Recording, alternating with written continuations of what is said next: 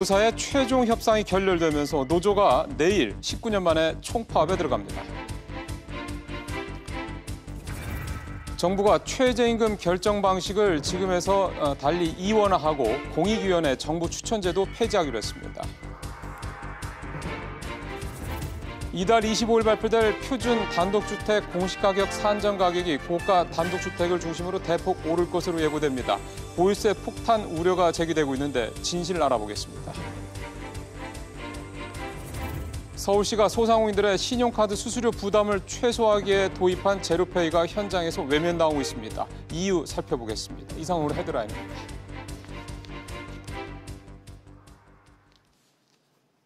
KB국민은행이 19년 만에 내일 총파업에 들어갑니다.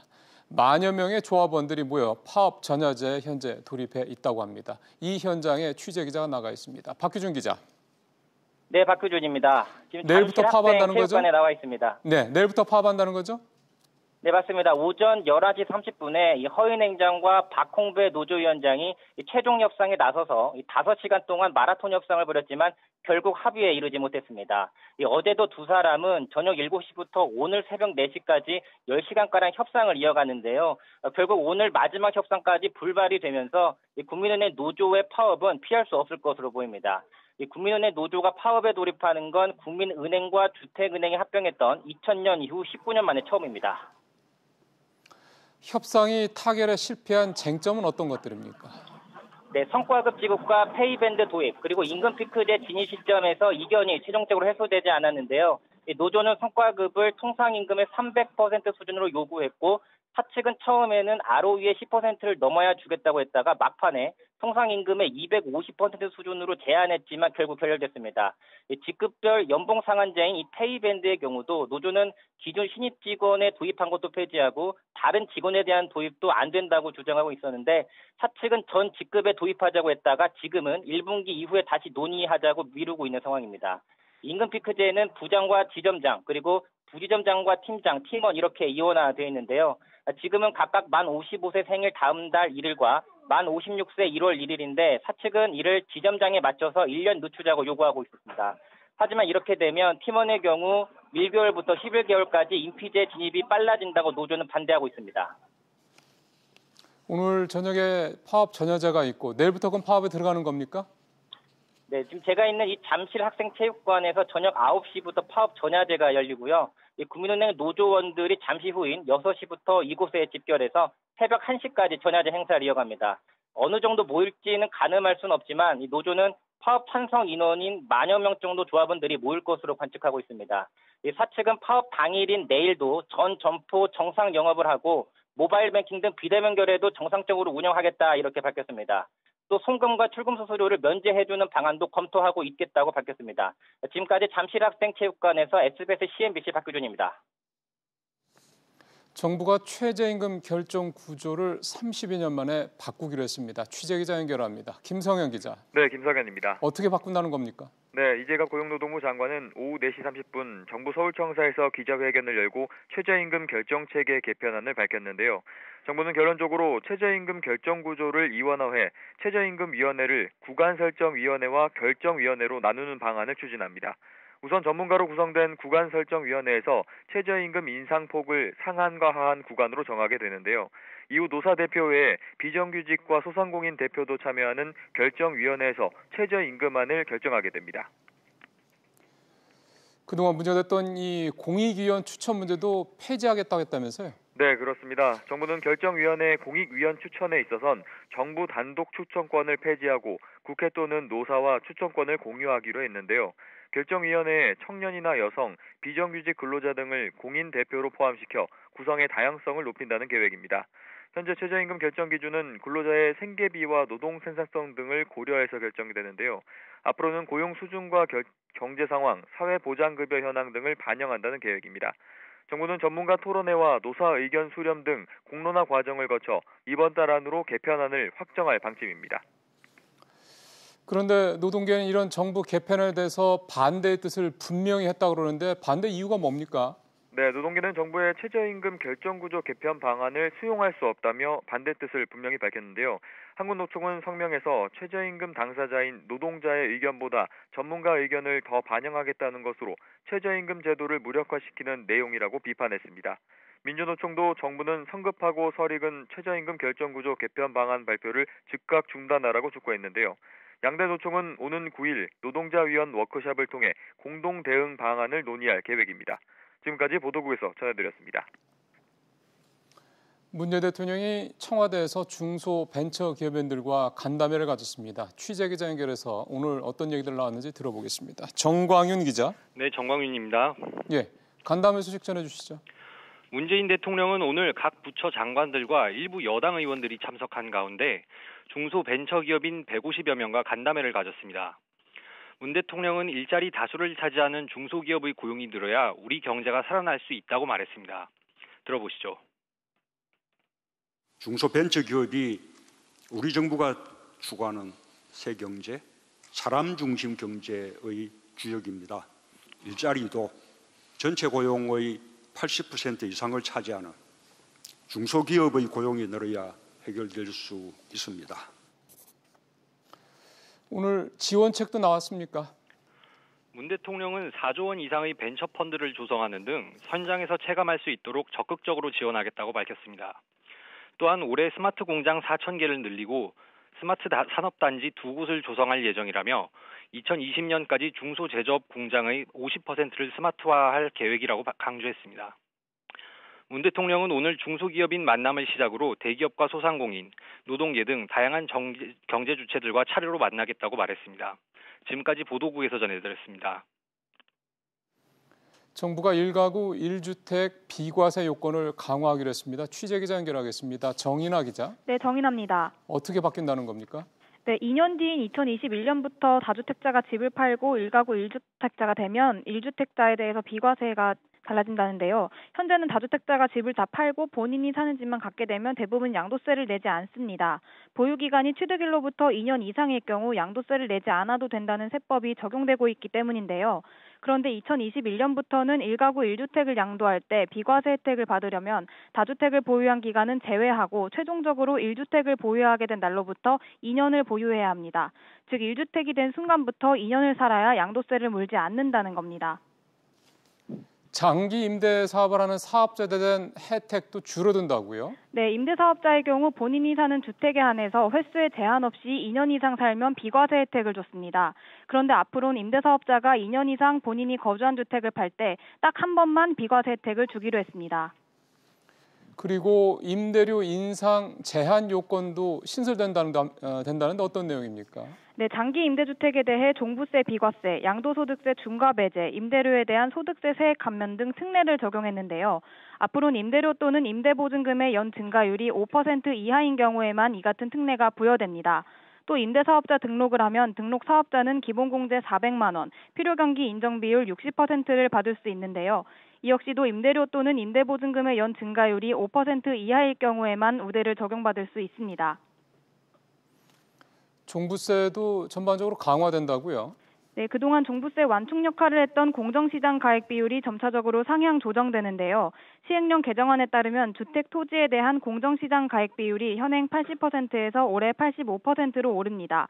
2020년에는 90%, 2021년 95%, 2022년 100%로 조정됩니다. 개정안은 입법 예고 기간 후 차관회의와 국무회의를 거쳐 다음 달 중순부터 시행됩니다. 지금까지 SBS CNBC 정인아입니다. 지난해 말 미국과 중국이 90일간 무역 협상을 위한 추가 협상을 하겠다 이렇게 타협을 한 이후에 오늘 처음으로 무역 협상이 시작이 됐습니다. 서주현 기자입니다. 90일간의 휴전 선언 이후 처음으로 미중 차관급 실무진이 베이징에서 협상 테이블에 앉았습니다. 미국은 중국의 수입 확대를 통한 무역 불균형 해소, 외국 기업에 대한 지식재산권 침해 등을 집중적으로 얘기할 것으로 보입니다. 중국이 대미 보복 수단으로 삼아온 농산물과 공산물 교역 부문, 비관세 장벽 분야에 대해서도 시정을 강하게 요구할 전망입니다. 이에 따라 중국은 농산물 수입 재개로 대미 보복을 완화했다는 점을 강조할 것으로 보입니다. 때마침 중국 매체들은 중국 공안의 짝퉁 다이슨 업체 적발을 대대적으로 보도하고 있습니다. 협상을 앞두고 지적재산권 보호에 노력하고 있다는 점을 강조하려는 것이 아니냐는 해석이 나오고 있습니다. 일부에서는 타협 가능성을 높게 보고 있습니다. 올해 중국 경기가 어렵고 미국 또한 장기전으로 가봐야 실익이 없을 것이라는 분석 때문입니다. 하지만 트럼프의 계산과 시진핑의 체면을 동시에 만족시키기가 쉽지 않을 것이라는 전망도 있습니다. 결국은 미국한테는 실리와 중국한테는 명분이 이게 맞는 이 교집합이 이게 중요한데 그게 중장기적으로 좀 시간이 걸리지 않을까라는 생각이 듭니다. 3월에 다시 무역전쟁 재개냐 아니면 협상 타결이냐 엇갈린 전망 속에 일부에서는 다음 달 스위스 다보스에서 트럼프 대통령과 왕치산 부주석 간의 만남이 미중 협상의 분수령이 될 것이라는 예상도 나오고 있습니다. SBS CNBC 서주연입니다. 글로벌 스마트폰 시장의 양대 최대 경쟁자인 삼성전자와 애플이 TV 시장에서 손을 잡았습니다. 취재 기자 연결하겠습니다. 김현우 기자. 네, 김현우입니다. 예, 둘이 협업을 하기로 했다는데 어떤 내용입니까? 네, 삼성전자는 올해 상반기 이후 출시하는 자사 스마트 TV에 애플의 아이튠즈 무비 앤 TV쇼와 에어플레이 2를 탑재한다고 밝혔습니다. 애플이 다른 업체 제품에 아이튠즈가 탑재되는 것은 처음입니다. 삼성전자 스마트 TV를 구입하면 별도의 장비나 연결 없이 아이튠즈의 음악과 영상을 즐길 수 있게 된다는 뜻입니다. 또 갤럭시의 경쟁 제품인 아이폰, 아이패드로 찍은 사진과 영상도 삼성전자 TV에서 볼 수 있게 됩니다. 두 업체 간의 협업이 이루어진 배경이 있을 것 같습니다. 네, 삼성전자는 자신들이 협업을 먼저 제안했다고 밝혔습니다. 삼성전자는 이번 협업으로 TV 안의 다양한 콘텐츠를 확보하게 됐습니다.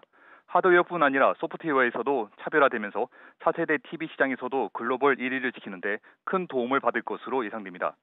애플은 넷플릭스, 구글 유튜브 등과의 경쟁에서 밀리고 있는 동영상 유통 서비스에서 전환 계기를 마련할 것으로 보입니다. 애플은 아이폰 판매가 둔화되면서 음악, 동영상 콘텐츠 서비스 사업을 강화하고 있지만 넷플릭스, 유튜브에 밀려 성과는 아직 미비합니다. 애플 입장에서는 삼성전자 TV가 팔리면 콘텐츠 사업 저변도 확대되는 이점이 있습니다. 지금까지 보도국에서 전해드렸습니다. 서울의 아파트 값의 중간값이라고 할 수 있는 중위 가격이 2년여 만에 처음 떨어졌습니다. KB국민은행에 따르면 지난달 서울 아파트 중위 가격은 8억 4,500여만 원으로 역대 최고였던 지난달에 비해서 400만 원 가까이 떨어졌습니다. 한국감정원이 전국 1,800여 명의 공인중개사를 대상으로 올해 집값 전망을 물어본 결과 응답자의 51%가 집값이 떨어질 것으로 전망했습니다. 그 이유로는 대출 규제 강화가 43%로 가장 많았고 공급 물량 증가, 지역 경기 침체 순이었습니다. 한국투자증권 정일문 신임 사장이 올해 안에 영업이익 1조 원 돌파, 3년 내 순이익 1조 원을 달성하겠다고 밝혔습니다. 정 사장은 오늘 첫 기자간담회에서 올해 리테일에서 수익 증가가 어려워 IB나 자기자본 운용에서 분발해야 된다고 덧붙였습니다.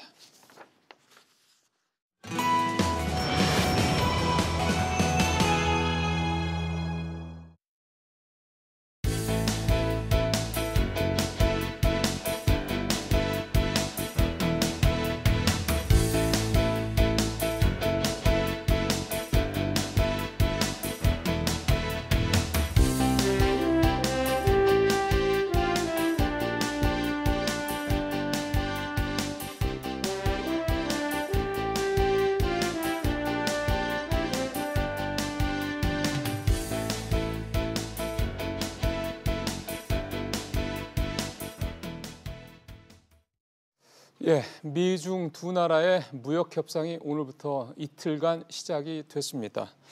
차관급, 그러니까 실무자들이 중심으로 오늘 협상에 좀 들어가게 됐는데요. 실무자들끼리의 만남이기 때문에 여러 가지 기대감과 함께 또 반면에 우려감도 함께 나오고 있습니다. 뭐 잘 될 것이다 이런 얘기도 나오지만 잘 안 될 것이라는 얘기도 같이 나오기 때문에 이번 무역 협상 1차 협상의 어떤 얘기를 좀 전망까지 좀 포함해서 얘기를 좀 해봐야 될 것 같습니다. 그래서 오늘 한동대 김준영 교수님 전화로 연결하겠습니다. 교수님 안녕하세요. 네, 안녕하십니까. 예, 협상에 아무래도 의제가 있는데 이번 휴전 이후 첫 협상의 주요 의제들은 뭐라고 교수님은 보십니까? 지금 미중 간에는 워낙 다양한 이슈가 그렇죠. 있거든요. 그런데 지금까지 우리 보통 얘기하는 통상 전쟁이라고 얘기하는 게 결국 관세 전쟁이었지 않습니까? 그렇죠. 그다음에 그거를 어떻게 관세 정책을 멈추고 무역 불균형을 시정하는 조치를 하느냐가 하고요. 그다음에 트럼프를 비롯해서 계속 지금 중국을 지금까지 밀어붙여온 게 지적재산권, 기술도둑이라 그렇죠. 예. 중국을 불렀으니까요. 다른 이슈도 있겠지만 이 두 가지가 가장 핵심 아젠다가 될 것 같습니다. 네. 근데 앞서 저도 잠깐 말씀드렸던 것처럼 이게 실무자들끼리 협상이기 때문에 지금 말씀하신 네. 무역 불균형 문제, 이 기술 절취 문제, 이 굉장히 예민한 이 두 가지 중심으로 뭐 다른 여러 가지 얘기도 있겠습니다만 네네. 이게 뭔가 좀 결과물을 내기가 만만치 않겠다 이런 생각이 문득 드네요. 저 미중을 보면 이게 워낙에 이제 여러 가지 차원의 경쟁과 이 다툼이 있기 때문에 그렇죠. 저는 타결과 또 갈등이 계속 반복되는 것을 양상을 계속 볼 거라고 보여지거든요. 네. 그러니까 일단 어느 부분에서는 협상을 할 거라고 보여지고 타결이 될 거라고 보지만 워낙에 구조적인 문제와 다른 차원들이 얽혀있기 때문에 그렇죠. 이번 일로 해결되리라고 보는 사람은 거의 없을 것 같습니다. 그럼에도 불구하고 어느 정도 좋은 분위기는 있다. 일단은 봉합하지 않겠나는 쪽에 아마 전망이 실리는 것 같긴 합니다. 교수님께서 지금 말씀하신 일단은 봉합이다. 이 말씀의 의미는 저희가 어떻게 해석하면 됩니까? 지금 이제 워낙에 과열됐던 관세 전쟁 부분에서는 이미 이제 그런 징조들이 나오고 있는데요. 그러니까 중국에서 일단 이걸 더 고조시키지 않고 중국에서 상당히 양보 조치를 하는 쪽으로 나와 있기 때문에 그런 점에서 일단 중국의 조치들이 그런데 문제는 일단 훈풍이 불겠지만 그것이 이제 근본적인 구조적인 문제들을 해결하지 못할 거기 때문에 이것을 계속 협상하는 가운데서 미국이 더 압박, 더 많은 양보를 요구하게 될 것이고 그렇죠. 양보했다고 하더라도 그거를 제대로 지키느냐는 문제를 미국이 계속 감시할 부분이기 때문에 쉽게 또 해결 안 된다는 좀 모순적인 전망이 나오는 것 같습니다. 근데 뭐 교수님께서 뭐 이미 이제 보셨겠습니다만 글쎄요 뭐 이건 기대인지는 모르겠습니다. 일각에서는 그래도 중국이 많이 양보할 거다라는 그런 전망들도 계속 나온단 말이에요. 이런 전망들이 나름 근거가 또 전혀 없다고 봐야 되는 건 아닌 것 같아서 교수님께서는 이런 전망들에 대해서는 분석에 대해서는 어떻게 평가하십니까?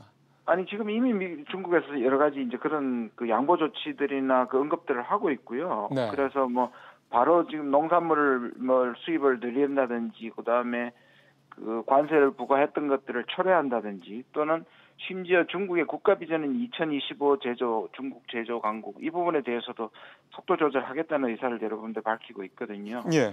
그런 것들을 봐서는 또 들리는 정보에 의하면 사실상 미국이 이 정도로 세게 나올 줄 몰랐다는 판단에 대해서 시진핑이 결국 그 전략가들을 모아놓고 질책했다는 얘기도 나오고 있거든요. 그러니까 일방적으로 양보하지는 않겠지만 미국의 거세나 압력에 일단 숙이고 나오는 모양새이기 때문에 어느 정도는 이제 봉합될 거라고 보는 거죠. 근데 지금 말씀하셨던 부분 중에 제주 2025 같은 경우는 중국에서 사실은 굉장히 어떤 의지를 가지고 뭐 심지어는 사활을 걸고 기술을 발전시키려고 애를 쓰는 그런 분야 아닙니까? 그쪽에서 맞습니다. 중국이 양보를 할 수 있을까요? 그러니까 이것이 이제 실제적으로 양보하기 말씀하신 건 힘든 거지만 일단 태풍은 피하겠다고 좀 보여지는 것 같고요. 시진핑의 신년사를 보더라도 이 자력갱생이란 말이 나오는 것도 사실상 조금 이 태풍은 지나겠다는 얘기인데 아까 말씀드린 것처럼 이걸 양보해놓고 또는 속도 조절하겠다고 하면서도 실질적으로 그렇게 하는지 결국 나중에 다시 이제 문제가 불거질 수 있는 부분이 바로 그것이죠. 그러게요. 그래서 아마 이제 장기화된다는 얘기들은 이제 많은 분들이 하시는 것 같은데 그래서 그런지 이 무역 갈등이 이를테면 좀 교수님도 아까 앞에서 조금 전망을 하시던 것처럼 일부 중국의 양보로 미봉책이지만 어느 정도 봉합은 된다 손 치더라도 굉장히 장기화될 것이다, 오래 갈 것이다 얘기하는 그 배경에 이 무역 갈등은 사실은 전초전이고 실질적으로는 패권 경쟁이다라고 보는 시각도 많은 것 같습니다. 예, 맞습니다. 이게 지금 두 가지 구조적인 이유가 있습니다. 하나는 이게 중국은 생산국이고 미국은 소비국이지 않습니까? 그렇죠. 그러니까 기본적으로 미국은 수입을 많이 할 수밖에 없고 중국은 수출을 많이 할 수밖에 없기 때문에 이 구조가 바뀌지 기전에는 무역 불균형이 해소되기 힘들고요. 실제로 지금 무역 적자폭이 미국의 대중 무역 적자폭이 더 커지고 있거든요. 그래요. 예. 그리고 지금 두 번째 말씀하신 것처럼 이게 무역에서 먼저 불거졌을 뿐이지 이건 결국 1위 국가와 2위 국가의 패권 경쟁의 차원이기 때문에 이게 쉽게 끝날 것 같지는 않습니다. 교수님 마지막 하나만 짧게 여쭤보겠습니다. 네. 이렇게 되면은 사실은 두 나라 다 우리한테 굉장히 중요한 경제적으로도 그렇고 외교 그 안보적으로도 그렇게 중요한 나라이기 때문에 우리가 이럴 때 어떻게 대응해야 되는 게 합리적일까요? 굉장히 어려운데요. 거기에다가 이 두 갈등에다가 이게 기본적으로 두 갈등을 하면서도 둘이 부딪히는 거는 이 워낙에 부작용이 크기 때문에 글쎄요. 자꾸 주변 국가들을 사실 몸살 나게 할 가능성이 굉장히 많거든요. 예. 그래서 뭐 이게 더더욱이 우리는 경제적으로 중국에 의존되어 있고 안보적으로 미국에 의존되어 있기 때문에 약간의 이런 구조 때문에 또 더 힘든데요. 뭐 기본적으로 우리는 이럴수록 이 둘 희생이 되지 않기 위해서라도 지금 진행되고 있는 한반도의 평화, 남북 관계가 좋아지는 것이 예. 굉장히 중요하다고 생각합니다. 왜냐하면 사드가 일종의 예고편인데요. 예. 그게 남북 관계가 안 좋을 때는 이 두 그렇죠. 국가의 시험대가 될 가능성이 그렇죠. 크거든요. 맞습니다. 예. 교수님 오늘 말씀 잘 들었습니다. 네, 감사합니다. 그러네요. 이럴 때일수록 우리 남북 관계가 오히려 더 잘 되는 게 우리한테 가장 큰 이익이 될 수 있겠네요. 지금까지 한동대 김준영 교수님과 얘기 나눠봤고요. 바로 다음 얘기로 넘어갔습니다. 제로페이 얘기를 오늘 좀 준비를 좀 해보겠습니다. 여러분 잘 아시는 것처럼 제로페이는 소상공인들을 돕기 위한 취지, 아주 좋은 취지로 시작이 됐습니다. 지금 이미 이제 작년 말부터 시범 사업이 시작이 좀 됐고요. 일정 많지는 않습니다만 일부 점포에서 가맹점에서는 이제 제로페이를 쓸 수도 있습니다. 써보신 분들이 얼마나 되는지 잘 모르겠습니다만, 근데 현장에서 나오는 얘기들은 아직까지는 물론 시범 사업이긴 합니다만 별로 잘 안 되고 있다는 얘기들이 좀 많아서요. 얘기 좀 한번 들어봐야 될 것 같습니다. 상명대 경영학과 이명식 교수님 제가 오늘 전화 연결해서 말씀 좀 들어보겠습니다. 교수님 안녕하세요. 네, 안녕하세요. 이게 제로페이가 결정 방식이 기존의 신용카드랑은 좀 많이 다르죠, 교수님? 네, 다르죠. 그러니까 신용카드는 그냥 직원한테 건네주면은 지불 결제가 끝나는 걸로 돼 있는데 제로페이는 사용자가 은행 앱이나 간편 결제 앱을 사용해서 매장 내 QR코드를 촬영한 후에 구매 금액을 입력하게 되면은 계좌이체 방식으로 이 가맹점주 통장에 현금이 입금되는 시스템이거든요. 그러니까 상대적으로 좀 다단계 어떤 과정을 거쳐야 된다 이렇게 생각할 수 있는 거죠. 그렇죠. 예. 이게 사실은 뭐 교수님도 잘 아시는 것처럼 연매출이 연간 한 8억 이하인 그 소상공인들, 영세 자영업자들은 사실은 수수료가 거의 없어서 이제 제로페이라는 이름이 불렸던 건데 이렇게 딱 이것만 생각하면은 굉장히 뜨겁게들 많은 소상공인들, 자영업자들이 이거에 가입을 하고 실제로 활성화될 것 같은데 시장 분위기가 뜨뜻미지근하다. 이 이유를 좀 찾아봐야 될 것 같습니다. 기본적으로는요. 일단 조금 전에 우리 사회자 말씀하신 것처럼 11월 26일 날 정부 대책으로 연매출 8억 원 이하 되는 그런 가맹점들은 거의 지금 이제 지급 수수료, 카드 가맹점 수수료 이제 제로에 가깝게 돼 있거든요. 그러니까 카드 받아도 사실은 큰 이 제로페이하고 차별화가 없어요. 안 돼 있는 데다가 그다음에 기본적으로 지불 결제 시장이라고 하는 것이 양면 시장이거든요. 예. 그러니까 가맹점 시장이 있고 회원 소비자 시장이 있는 건데 지금 이 제로페이는 기본적으로 처음부터 가맹점에 초점을 맞춰서 만들어진 지불 결제 시스템이에요. 그러니까 소비자가 아니라 소비자가 사용을 해줘야 되는 건데 그렇죠. 예. 소비자가 사용을 안 해주고 있거든요. 그러니까 지금 교수님 말씀을 정리해 보면 사실 제로페이라는 정책이 기본적으로 소상공인들을 위한, 즉 가맹점들을 위한 정책, 그쪽에 포커스가 맞춰진 정책인데 그렇죠. 예. 실질적으로 이거를 이용하는 사람들은 일반 소비자들이다 보니까 소비자들이 불편하다 보니 이 제로페이가 잘 안 되는 상황이 좀 발생하고 있다 이런 말씀이 그렇죠. 되는 건데 불편할 뿐만 아니라 소비자가 굳이 이 지불 시스템을 쓸 유인이 없어요. 어떤 혜택이 거의 없거든요. 혜택도 없다. 그러니까 이제 혜택이라고 하는 데 세우는 게 소득 공제할 때 이제 40% 해준다 뭐 이런 등등이 있는데 그 카드 사용하고 이 비교해봤을 때 큰 격차가 없다 보니까 굳이 불편함을 감수해서 학습을 해서 그거를 알아낸 다음에 앱에다 깔고 나서 다시 적용하는 이런 어떤 수고를 지금 안 하려고 하는 거죠. 그렇죠. 사실은 쓰는 사람 입장에서 때는 굳이 불편하게 쓰려고 하진 않을 것 같습니다. 교수님 좀 전에 말씀하신 대로 그 이상의 뭔가 혜택이 있다면 쓰겠지만 지금 상황에 왔을 때는 그런 혜택이 있는 건 아니니까요. 그러면 다시 조금 원론으로 좀 넘어와 봐서요. 아까 교수님께서 지적을 하셨던 것처럼 작년에 정부가 내놓은 자영업 종합대책에서 카드 수수료를 상당 부분 내려준 상황에서도 서울시가 굳이 그거보다 훨씬 더 효과가 있을 것 같지 않은 이 제로페이 정책을 계속 추진하는 거는 행정력 낭비 아니냐 이런 지적도 있습니다. 글쎄 이제 아까도 말씀드렸지만 기본적으로 소상공인한테 그 가맹점 수수료 부담을 이제 덜어주기 위해서 이제 가맹점 수수료가 없는 이 지불결제 시스템을 만들다 보니까 제로페이가 이제 나온 거거든요. 그렇죠. 그런데 이 제로페이가 활성화되기 위해서는 소비자들이 어떤 형태든지 이 사용에 참여해야 돼요. 그렇죠. 근데 참여가 지금 안 되는 이유는 뭐 조금 전에 말씀드렸지만 이제 그런 유인책이 아직 적절치 않고 효과적인 어떤 유인책이 이제 없는 그런 이제 상황인데다가 사실은 직원들도 불편해하고 있거든요. 이거를. 직원도 모르는 거예요. 잘. 그렇죠. 지금 이 사용 시스템을. 그런데다가 이게 거의 그 은행 간 결제 시스템이기 때문에 그 지급된 금액이 가맹점주 통장으로 들어가는 거거든요. 그러니까 직원들은 이게 결제가 돼서 자기네 가맹점주 통장에 들어왔는지 안 들어왔는지도 잘 확인이 안 되는 거예요. 그렇죠. 그러니까 그 과정에서 시간도 오래 걸리고 불편하고 여러 가지로 이제 그런 어떤 사항들이 이제 발생하는 거죠. 한 가지만 더 여쭤보겠습니다. 근데 이런 상황에서 카드사들이 통합 QR페이 서비스도 실시한다고 하는데 내용을 보니까 수수료가 제로페이보다 훨씬 높아서요. 경쟁력이 굳이 있을까 싶은 생각도 듭니다. 근데 이제 제로페이라는 것이 일단은 가맹점들이 그러니까 수수료를 안 내기 때문에 제로인데 실질적으로 그 시스템이 작동하기 위해서는 당연히 코스트가 들죠. 비용이 듭니다. 일단 그 네트워크를 깔을 때 구축 비용을 포함해서 그다음에 아무리 기존 이제 어떤 결제 시스템을 은행 간 결제 시스템을 이용한다고 하더라도 관리 비용이 또 들지 않습니까? 그리고 또 예를 들면 환불을 한다거나 소비자가 어떤 원치를 않아 가지고 뭐 다시 이제 이 서비스를 뭐 환원받고 싶어 할 때 그런 경우도 누가 그걸 관리를 해줘야 되거든요. 이런 경우에 관계 어떻게 할 건가 하는 부분도 사실은 앞으로 이제 생각해야 될 그런 사항들이고요. 그래서 이 경쟁력 지금 현재로서는 보완돼야 될 점이 많지 않느냐 이렇게 생각을 하고 있습니다. 알겠습니다. 교수님 말씀 잘 들었습니다. 네. 상명대 이명식 교수님이었습니다.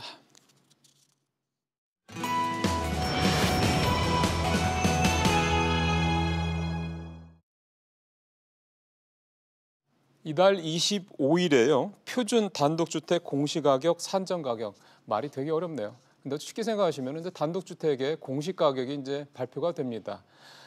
근데 상당히 많이 오를 것이다라고 예고가 되면서 결국 이제 공시가격이 오르되면 이거가 기준이 되는 보유세도 당연히 오르게 될 테니 보유세 폭탄을 맞는 게 아니냐라는 그런 논란이 지난 주말 새 계속 제기가 됐습니다. 정말 보유세 폭탄을 맞는 분들이 그렇게 대거 쏟아질 건지 보유세가 실제로 얼마나 공시가격이 그렇게 오르면 보유세가 얼마나 오르는지 그 얘기 한번 직접 들어봐야 될 것 같습니다. 제가 그래서 오늘 도움 말씀을 위해서 추연길 세무사님 전화로 연결하겠습니다. 세무사님 안녕하세요. 네, 안녕하십니까. 일단은요. 아까 제가 좀 길게 말씀을 드렸는데 표준 단독주택 공시가격 산정가격이란 이 어렵고 긴 용어를 설명을 간단히 좀 해주시죠. 네, 그 표준 단독주택 공시가격은 그 한국감정원이 전국에 있는 단독주택 가운데 대표성 있는 약 22만 가구를 추려내서 산정한 가격입니다. 이를 기준해서 인근 단독주택의 개별 공시가격이 결정되는데요. 이 개별 공시가격이 결국은 부동산 보유세의 산정의 기준 금액이 됩니다. 사실 이게 지금 말씀도 하셨습니다만 이제 공시가격의 그 보유세 기준이 되는 이게 이제 공시가격이다 말씀을 하셨기 때문에. 근데 이게 매년 발표가 되는 걸 거 아닙니까? 네, 그렇습니다. 근데 이렇게 올해는 유난히 논란이 좀 크거든요. 그 이유를 세무사님 어떻게 보세요? 예, 작년에 그 정부의 단독주택 공시가격 정상화 방침이라는 게 발표가 되었습니다. 그에 따라서 그 표준 단독주택 가격이 예년에 비해서 큰 폭으로 상승했기 때문에 지금 논란이 되고 있는데요. 작년까지는 그 부동산 보유세 기준 금액이 되는 개별 주택 가격이 시세 대비 약 6에서 70% 정도로 시세를 제대로 반영하지 못한다는 지적이 계속 제기되었습니다. 따라서 개별 주택 가격의 산정 기준 금액인 표준 단독주택 공시가격을 큰 폭으로 이번에 인상하게 될 것으로 예상됩니다. 그래서 보유세 부담 상승이 예상되기 때문에 논란이 좀 되고 있는 것 같습니다. 그러니까 올해 큰 폭으로 오른다라는 거는 작년까지는 시세보다 이 단독주택 같은 경우는 공시가격이 현저하게 반영이 적게 돼 있었다 이 얘기잖아요. 예, 맞습니다. 제가 알기로는 아파트 같은 공동주택은 대략 한 65에서 70% 정도 시세를 반영한다고 듣고 있거든요. 예. 그러면 단독주택은 대략 어느 정도 시세를 반영한다고 보면 됩니까? 뭐 경우에 따라서는 뭐 50% 내지는 70, 뭐 좀 60% 정도 수준까지 반영이 되고 있고요. 예. 공동주택 가격 같은 경우는 전수조사를 통해서 그래도 어느 정도 거래 가격이 형성되기 때문에 시세 반영이 좀 그래도 단독주택보다는 잘 되고 있다고 했지만은 이 단독주택 가격은 그 공동주택 가격과 달리 시세 반영이 그렇게 현실화되지 못하고 있다는 걸 계속적인 지적 사항이 나왔기 때문에 네. 이번에 좀 상승폭이 큰 걸로 나타나고 있습니다. 그러게요. 그러니까 그동안에 비싼 단독주택에 살았지만 시세에 비해서는 훨씬 더 적은 세금을 내왔다. 그러니까 그런 얘기도 좀 되는 건데 예를 들어서 좀 몇 군데 우리 시청자분들께서 거기 정도 이해하실 만한데 좀 몇 군데를 한번 예를 들어서 이번에 공시가격이 어느 정도 오를 것으로 예고되고 있는지 좀 설명을 좀 해주시죠. 네, 그 한국감정원의 그 단독주택 공시가격 예전가를 살펴보면 그 서울 강북 지역의 5억 원 이하 단독주택 같은 경우는 약 10% 안팎으로 상승할 것으로 지금 예상되고 있습니다. 강북의 5억 원 이하는 10% 정도. 예, 그렇습니다. 중랑구 목동 같은 경우는 지난해 약 2억 4,900만 원에서 올해는 약 한 2억 7,600만 원 정도로 약 10.8% 정도 상승할 것으로 예상되고 있습니다. 근데 이제 특히 집값 상승이 가파르게 상승한 강남이라든지 서울 도심의 10억 원 이상의 단독주택의 경우는 그 오름폭이 좀 클 것으로 예상되고 있는데요. 예를 들어서 성동구 성수동 같은 경우는 전년 대비 약 한 160% 정도 이상 상승할 것으로 예상됩니다. 예. 이는 통상적으로 매년 전년 대비 한 5% 수준에서 상승하던 추이에 비추어서는 엄청난 상승률을 할 수 있겠습니다. 그러게요. 예. 그러면 이제 중요한 거는 공시가격이 얼마 오른다는 거는 사실은 우리가 실제 체감하기는 좀 어려운 거고 내가 이제 직접 받아보는 통지서에 있는 이 보유세가 얼마나 나오느냐 이제 이게 중요한 거잖아요. 예, 그렇습니다. 지금 세무사님이 말씀하신 두 군데를 아예 사례를 들어보면 강북에 아까 말씀하셨던 그 아파트 같은 경우 5억이 안 되는 그 아파트 10% 정도 오른다고 그러는데 거기는 그럼 보유세가 얼마 정도 나온다고 생각하면 됩니까? 예, 중랑구 목동 같은 경우 2018년도는 보유세를 약 한 44만 원 정도 부담했습니다. 종부세 대상자는 아니시고요. 예. 근데 2019년도에 그 약 10.8% 공시가격이 상승할 경우에 그 보유세 부담은 약 51만 원으로 약 16% 정도 증가될 것으로 예상됩니다. 한 6만 원, 7만 원 가까이 오른다는 얘기네요. 그죠? 예, 맞습니다. 그다음에 뭐 사실 여기는 큰 부담은 없으실 것 같고 지금 좀 전에 말씀하셨던 성동구, 성수동 아까 160% 정도 오른다고 했던데 여기는 세금이 많이 나오겠네요, 꽤. 네, 그렇습니다. 성수동 같은 경우 2018년도 공시가격이 약 한 14억 3천만 원 정도였고요. 이때 보유세 부담은 약 한 588만 원 정도였습니다. 예. 네, 이제 2019년도 약 한 160% 정도 상승했을 경우 공시가격은 37억 9천만 원 정도 예상되고요. 이 경우 보유세 부담은 보유세 상한에 걸려서 그나마 약 791만 원으로 전년 대비 약 한 34% 정도 증가될 것으로 계산됩니다. 상한이 뭐예요? 그 세부담이 급격하게 증가되는 것을 막기 위해서 세법에서는 재산세와 종부세 각각 전년 대비해서 일정 비율 이하까지만 세금을 부과할 수 있도록 그 세법이 규정하고 있습니다. 그러면은 여기 같은 그러니까 아까 말씀하신 대로 이 성동구, 성수 일동 지금 말씀하셨던 거기 같은 경우는 160%가 넘게 올랐지만 공시 가격은 실제로 보유세는 160%가 넘게 안 오른다, 못 오르게 만들어놨다 이거죠? 네, 그렇습니다. 이건 일종의 혜택이네요, 이것도. 그러면 이거는 지금 저희가 단독주택 얘기를 한 거고요. 아파트 같은 경우도 이번에 공시가격을 현실화한다는 얘기를 작년에 김현미 장관이 여러 차례 했었기 때문에 뭐 특정 어디 사례가 있으면 좋겠으면 사례가 없더라도 대략 보유세가 작년보다 어느 정도 오를 거다 이렇게 혹시 추산이 가능한가요? 이건 제가 별도로 계산하지는 않았지만요. 아파트는 아까 말씀드렸던 것처럼 단독주택하고 달리 전수조사를 통해서 공동주택을 공시합니다. 근데 이제 토지하고 단독주택 가격에 대한 표준지 및 표준주택 가격이 현실화되는 게 지금 정부의 정책인 것 같고요. 글쎄요. 그에 따라서 아파트 공시가격인 그 공동주택 가격 현실화도 제가 봤을 때는 피할 수 없는 상황인 것 같습니다. 왜냐하면 정부의 주택가격 안정화 정책 기조에 아파트 공시가격인 공동주택 가격만 제외로 할 이유는 전혀 없을 것 같거든요. 그러니까 쉽게 생각하면 작년에 집값 많이 오른 데는 올해 공시 가격이 많이 오를 거고 그렇게 되면 당연히 이제 보유세도 작년까지 나오던 거에 비해서는 현저하게 많이 오를 수 있다. 집값이 많이 오른 지역에 한해서요. 네, 그렇습니다. 여기까지가 이제 일반적으로 우리가 이제 이해를 한 대목인데 그럼 이제 네, 중요한 이제 질문을 드려야 될 게 그겁니다. 계속 주말 사이에 논란이 됐던 게 은퇴자들 그러니까 소득이 이제 별로 없는 분들 중에서 단독주택을 갖고 계신 분들도 많이 계실 텐데 이런 분들 같은 경우는 세금 폭탄을 맞을 거다라는 이제 그런 이제 전망들인데 세무사님께서 보시기에 이렇게 실제로 세금 폭탄을 맞을 분들이 과연 뭐 중산층 소위 말하는 또는 은퇴자들 중에서 이제 어느 정도나 될까 싶습니다. 제가 뭐 구체적인 수치를 말씀드리기는 좀 그렇고요. 일단은 우리가 주택을 보유하는 경우는 크게 부담하는 보유세는 크게 지방세인 재산세하고 국세인 종합부동세로 나뉩니다. 근데 이 중에서 종부세는 그 개인별로 공시가격 합계 금액이 6억 원 이상인 경우, 1세대 1주택자인 경우는 9억 원 이상인 경우부터 그렇죠. 과세 대상이 됩니다. 근데 이에 반해서 재산세는 주택을 소유한 자 모두에게 다 부과가 됩니다. 그렇죠. 누구에 제외되는 게 없는 거죠. 근데 이제 공시가격인 그 재산세하고 종부세 공이 적용되는 기준 금액으로서 이 정도 전년 대비 급등한 경우에 서울 시내 1주택 이상 소유한 사람은 기본적으로 세부담이 다 증가가 예상될 수밖에 없는 상황입니다. 특히 그 공시가격 상승폭이 좀 더 큰 5억 원 이상 단독주택을 소유하신 분은 앞서 그 계산 사례에서 설명드렸듯이 세부담 증가가 좀 더 크게 나타날 것 같고요.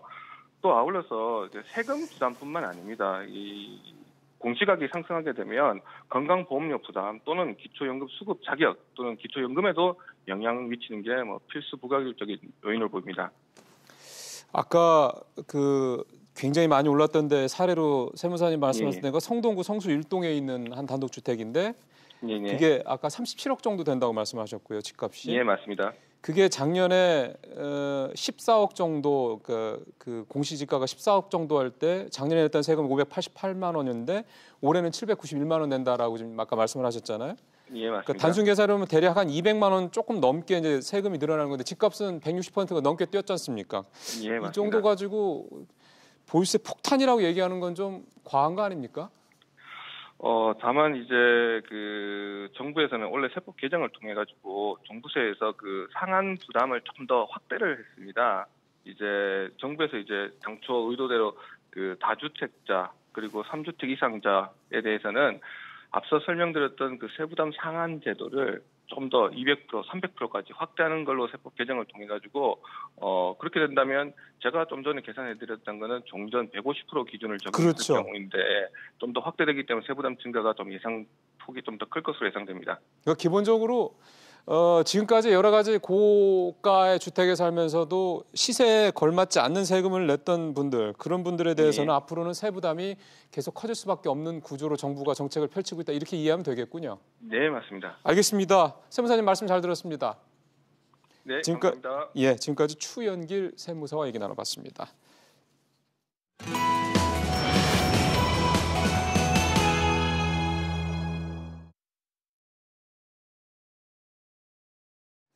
조금 전에 나왔습니다. 뭐 그야말로 저희 흔한 표현대로 따끈따끈한 소식이 바로 이제 최저임금 결정 방식을 정부가 30여 년 만에 바꾸겠다라고 하는 내용입니다. 사실 작년 말부터 이미 예고가 돼 있었던 거고요. 여러분들도 잘 아시는 것처럼 소득주도 성장의 속도 조절의 대표적인 사례로 아마 이제 상징적으로 얘기가 될 것 같고요.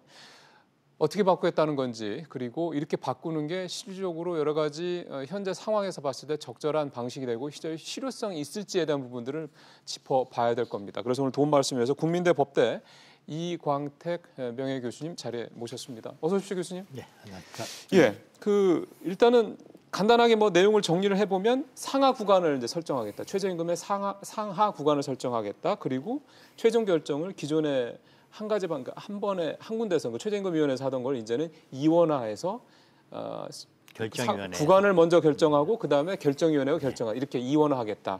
크게 보면 이렇게 정도 보면 되는 건데 교수님께서 보시기에 뭐 어느 정도 예상했던 내용이라고 보십니까? 예, 그 사이 이제 그 최저임금 결정 과정이 굉장히 복잡했습니다. 그러니까 그렇죠. 노사의 주장이 워낙 갭이 크기 때문에 그러니까 사용자들은 대체로 동결이다 이런 주장을 많이 했고. 노동자들은 심지어 79% 이상 상승해달라.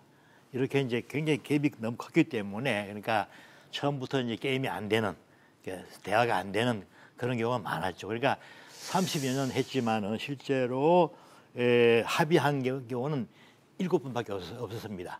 야, 참, 그러니까 참 어려웠네요. 예, 마지막 결정 순간에도 노사 같이 자리한 게 8번밖에 없습니다. 그러니까 이거를 적어도 이런 소모적인 논쟁을 좀 불식해보자 하는 그런 이제 의도에서 일단 구간만이라도 전문가가 좀 이렇게 정해가지고 최고 얼마, 최하 얼마, 그 사이에서 결정해 보시오 하는 그런 의견을 먼저 제시한다 그런 취지입니다. 그래서 이제 구체적으로 하나씩 따져보겠습니다. 네. 교수님께도 뭐 말씀 중에 이제 언급을 하셨습니다만 사실은 이 최저임금이라는 게 결정이 아까 말씀하신 대로 노동계는 뭐 최대 79%까지 올려달라고 얘기하고 재계는 0% 얘기를 하니까 쉽게 생각하면 80% 차이가 있는 건데 그러다 보니까 이렇게 격차가 큰 상황에서 합의가 당연히 안 되니 정부에서 이제 추천한 이 공익위원들이 대부분 이제 결정을 해서 그게 이제 결정이 되고 계속 이어져 온 그런 방식이었던 건데요. 그래서 그 공익위원들은 이제 정부 주도로 하니까 그거를 이제 정부가 이제 추천권을 자기들이 이제 폐지하겠다 이렇게 얘기를 했단 말이에요. 그러니까 정부 추천을 안 하겠다는 얘기지 않습니까?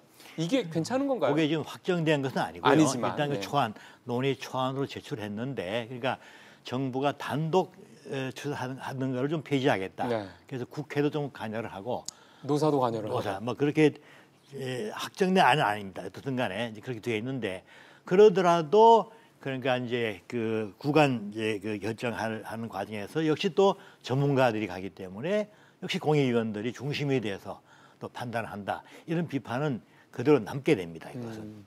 그러니까요. 그러니까 많은 분들이 우려하는 게 이원화도 좋고 공익위원들을 정부가 추천하지 않겠다, 단독으로 추천하지 않겠다는 것도 좋은데 지금처럼 노사와 그러니까 노동계와 재계 간에 최저임금에 대한 의견 차이가 이렇게 격렬하게 큰 상황에서 결국은 공익위원들이 사실상 결정하는 게 아니지 않겠느냐. 그러면 그거 이원화한다 그래가지고 과거와 다를 게 뭐가 있겠냐 이 부분이 아닌가 싶거든요. 네, 그런 게 있습니다. 그래서 우리가 이제 ILO에 이제 그 최저임금 협약이 있습니다. 국제노동기구 말씀하시는 거죠? 예. 우리나라가 2000년대에 가입을 했습니다. 거기 보게 되면 이제 크게 두 가지, 한 가지는 최저임금 인상할 때 고려할 사항들이 그러니까 뭐 경제 상황 뭐 이런 것도 다 고려해야 된다는 게 또 있고요. 예. 그리고 이제 그 공익위원 추천할 때 노사가 합의하거나 좀 협의를 해야 된다라는 그런 규정이 있습니다. 그러니까 공익위원들 역할에 관해서 상당히 뭐랄까 좀 조심스럽게 그렇게 규정을 하고 있습니다. 그러니까 우리나라는 말하자면 임명 절차가 모조리 다 대통령이 임명하는데 공익위원도 노동부 장관이 제청을 해서 대통령이 임명합니다. 그러니까 이제 공익위원 중심으로 이렇게 되기 때문에 비판을 많이 받습니다. 그러니까 공익위원보다는 어떤 이제 노사 당사자의 역할이 더 중요하다. 또 당사자주의 이것이 관철돼야 되는 것이 그게 목적이 돼야 될 겁니다. 그러니까 이제 그 점에 비춰보면 조금 부족하자 싶도. 네. 그러니까요. 그 보니까 이번에 개편한 내용을 보면 물론 확정된 건 아닙니다만 임금 수준이나 사회보장급여 같은 건 기존에 있는 거 뭐 생계비, 소득분배 이런 거 기존에 있는 거 그대로 가고 여기에 플러스해서 고용과 경제 상황, 기업의 지불 능력, 뭐 경제 성장률 이런 것들이 이제 최저임금 결정 기준에 포함이 됐거든요. 그러니까 이제 그 상하 구간 설정위원회에서 이제 이런 것들을 감안해서 최저임금의 그 구간을 결정하겠다는 거잖아요. 근데 여기에 들어가 있는 걸 보면 성장률이라든가 기업 지불 능력 같은 거를가 기준으로 들어가게 된다고 하면 그야말로 속도 조절이 확실하게 될 수밖에 없지 않겠냐 이런 생각이 드네요. 근데 뭘 고려하느냐 이제 지불 능력은 일본 제도에 들어가 있습니다. 들어가 있고요. 고용 수준, 경제 상황 이런 것도 이제 ILO 협약에도 들어가 있기 때문에 보편적인 그런 기준으로 이제 가야 될 것입니다. 그런데 이제 문제는 말이죠. 그러니까 예컨대 이제 우리가 같은 이제 보편적인 기준을 이제 찾고 있는데 독일 같은 경우에는 공익위원들 역할이 없습니다. 그럼 노사가 알아서 하는 거예요? 노사가 합니다. 노사 각 3사람씩 대표가 나와가지고 이 사람들이 근데 그 우리는 사실은 뭐 갖다 쓰기 힘든 그런 방식 아닙니까? 그러니까 이제 말하면 이제 말은 좋지만 실제로 임명을 대통령이 해버리니까 이 사람들이 실제로 이제 정부의 입김 그래서 완전히 벗어나서 독립적으로 어렵다 하는 얘기죠. 여기다가 이제 국회가 또 이제 일정 규모 추천을 하겠다 하지만 이것도 문제일 겁니다. 그러니까 국회에 보게 되면 이제 정치적으로 막 그 서로 그 논쟁하는 장소이기 때문에 여기서까지는 이제 최저임금 결정 과정까지도 이제 그렇게 정치적인 그러겠죠. 그런 이제 논쟁이 돼버리면 또 뭐 야당은 야당 원칙을 벗어날 수 있기 예. 때문에 지금 뭐 야당 예를 들어서 뭐 자유한국당 같은 경우는 당연히 재계 쪽에 뭐 입장에 대변할 테고 민주당은 또 노동계 입장을 대변하기 쉬울 테니까 그것도 마찬가지라는 얘기인데 합리적이고 객관적이고 공정한 기준을 만들기가 쉽지가 않죠. 국회가 개입하게 되면 말이죠. 그러면은 이 최저임금 이 상황에서 조금 한 걸음 벗어나서요. 결국 최저임금이라는 거는 최저임금 법에도 그렇게 법안 내용에도 돼 있지만 기본적으로 근로자들이 최소한의 정도 살기 위해서 최소한 정도의 이제 그 비용을 얘기를 하는 거잖아요. 근데 지금 그게 지난 30년 동안 굉장히 왜곡되게 굉장히 기형적으로 이렇게 복잡하게 돼 있지 않습니까? 결국은 최저임금을 단순화시키는 게 가장 현실적으로 가장 합리적인 방법이 아닌가. 네, 그렇습니다. 바로 독일이 이제 2015년부터 실시하고 있는데요. 지금 그 이제 평가가 굉장히 좋게 나옵니다. 그걸 통해 고용도 뭐 오히려 늘어났고 말이죠. 굉장히 합리적으로 이제 단순합니다. 노사 3사람씩 나와서 결정해 버립니다. 예. 아주 심플하죠. 복잡하지 않습니다. 그만큼 이제 말하자면 이제 객관적이고 공정한 말이죠. 그런 이제 기준들을 가지고 얘기하기 때문입니다. 그리고 이제 무엇보다도 지금 최저임금 그러면 그동안 이제 여러 차례 논쟁이 많았지 않습니까? 일종의 그 시계추처럼 말이죠. 네. 이게 너무 정권이 올랐다. 바뀔 때마다 너무 올랐다. 예. 그러면 또 이제 이쪽 사용자 측에 주장하게 되면 말이죠. 그래서 이제 최저임금 산입 범위를 넓혀버렸습니다. 넓히니까 또 그러면 노동자 쪽으로도 손해다 말이죠. 그렇죠. 반발하니까 그다음에 또 이제 주휴수당을 또 넣겠다. 이게 시계추처럼 왔다 갔다 하기 때문에 이해관계에 따라서 너무 이게 편차가 심하다 이렇게 돼 있죠. 그래서 그야말로 이번 기회에 말이죠. 하나 이제 새로운 실험을 이제 시도하고 있지만은 더 중요한 것은 노사 당사자 수준입니다. 맞습니다. 예. 이것이 관철될 수 있도록 말이죠. 적어도 공익위원을 선임할 때도 하나의 그 노동위원회 공익위원처럼 말이죠. 그러니까 노사 당사자가 각자가 비토권을 갖는다. 순차 배제가 되는데 그 사람 안 된다 하면 한쪽에서 안 된다면 안 되는 겁니다. 그러니까 양쪽이 합의한 분들만 공익위원회 되게 하거나 뭐 이런 식의 근본적인 개혁이 필요합니다. 아예 공익위원들도 노사 양쪽에서만 정치권이나 정부 개입하지 말고 네, 그렇습니다. 오히려 그게 훨씬 더 합리적일 것 같습니다. 그래야지 양쪽에서도 조금 더 합의를 할 수 있는 지금처럼 그렇게 뭐 말도 안 되게 이렇게 이 양쪽 간의 입장 차이가 큰 상황에서 뭐 이원화시키고 정부가 단독 추천 폐지한다고 그래서 과연 얼마나 효율적으로 될지 그 부분에서는 많은 분들이 다 그렇게 공감하지는 못하는 것 같습니다. 그래서 교수님 말씀이 적절한 것 같습니다. 말씀 잘 들었습니다. 교수님. 예. 감사합니다.